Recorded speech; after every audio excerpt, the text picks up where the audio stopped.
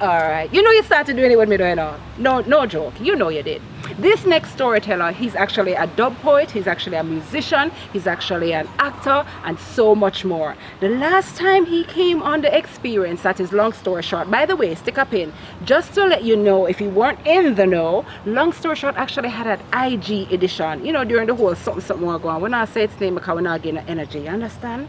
But we actually had the IG edition, and he came and shared a story, and this is how we know he's our brethren, because what he decided to share was a little intimate and not in the way you're thinking. The gentleman actually let go on himself. Not number one. Do the math. Beat your chest, carry. Okay. This is Everaldo Creary.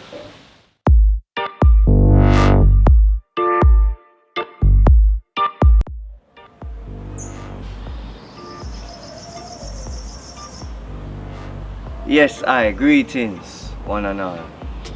This is Everaldo Creary.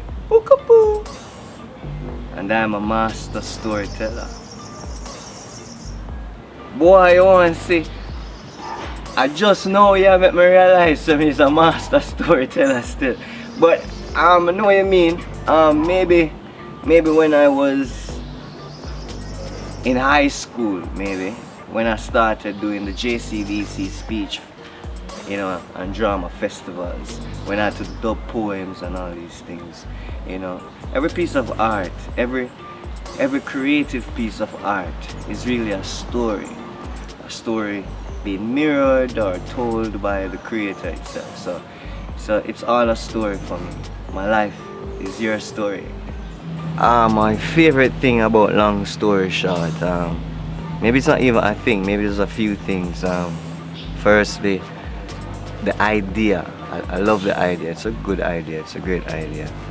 Next, just the nostalgic nature of it, because I was born in the 80s, so 80s babies will know about Ring Ding from Miss Lou. You know, Miss Lou is awesome storyteller. You know what I mean? And even deeper than that, like historically or you know, our history as our ancestors used to practice storytelling as the only means to pass down traditions and values and morals in the society. So storytelling is very important. I love this, you know, and I get to tell my dude the stories. I mean, that's, well, I mean, there's no limit. So I see long story short going as far as, you know, even Netflix. I mean, these stories are really good. Compile them to be Netflix. Think about it. I give this advice to everybody, including myself. It's just consistency. You know what I mean? Non-stop. Just do it non-stop. Don't stop. Make 10 years from now, you ask me this question again.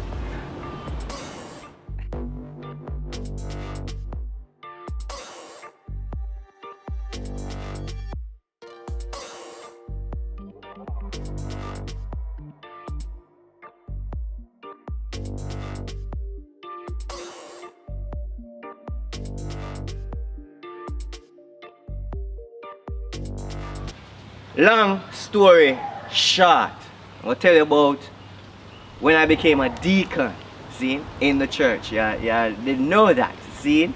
So I go to this church in a Mountain View, 58 Mountain View, Jark Lane, Summer grew up.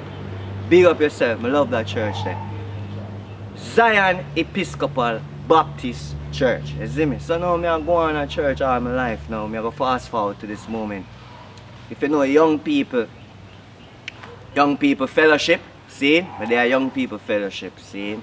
I am the president of young people fellowship, but that was surprising to me because my attendance rate was poor because I was missing fellowship for rehearsals at Exit with Kenny Salmon and the whole crew.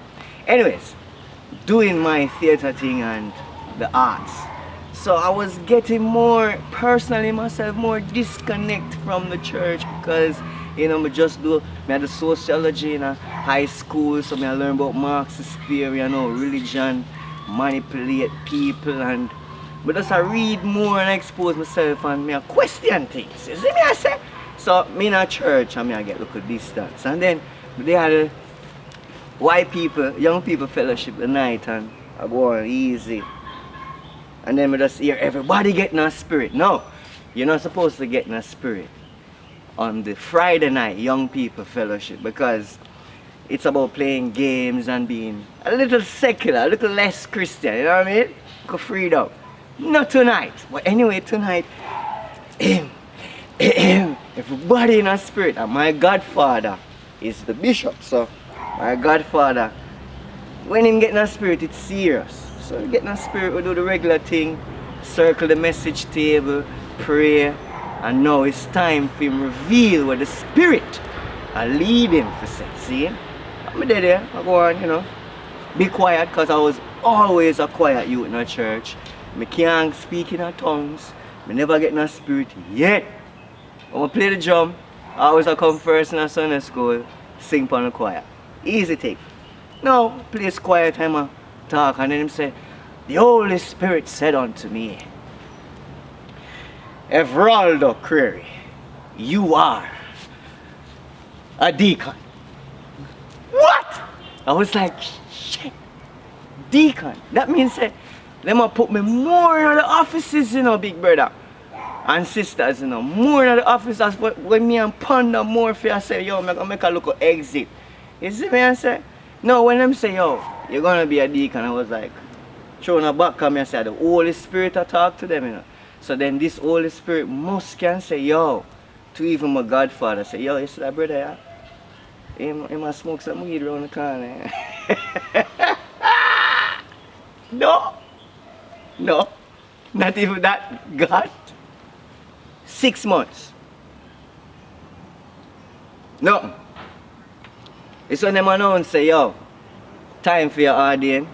I say, me no want God strike me, you know. But something now make me say nothing. But just a follow through with the motions, see me. Because I love everybody in the church. I'm growing up, so it's like it'd be disappointing to disappoint them. So anyway, I talk about 7 Bible on my head. Sword like the Queen at night me. Body I pray. Nothing. It's alright, fine. Follow through. I'm ordained, I'm a deacon, get my certificate, all them things. Now, me used to have a confidence in one of the pastor's wife. She did young, so she phoned me and she said, Evie, I know what I want. I know you're not ready. Tell them you're not ready. Alright, I did that upon my yard and I say, Jano, this is like a catastrophe because I am about to leave some people who love me and think I'm really getting deeper in the church thing. But them don't understand what was happening. I was having a transition, as a spiritual transition. It was an awakening into my history and my people, and I just want to be curious now. I just want to ask questions. Christianity don't really afford you that. I'm going to say, alright, should I take her advice and just undo my resignation letter? And guess what? Join us next time on Long Story Short for the... Alright. You know, my decision was not to resign. I still left, but I didn't resign. Because when I analyze the process, the way our revival church work, they do nothing of self.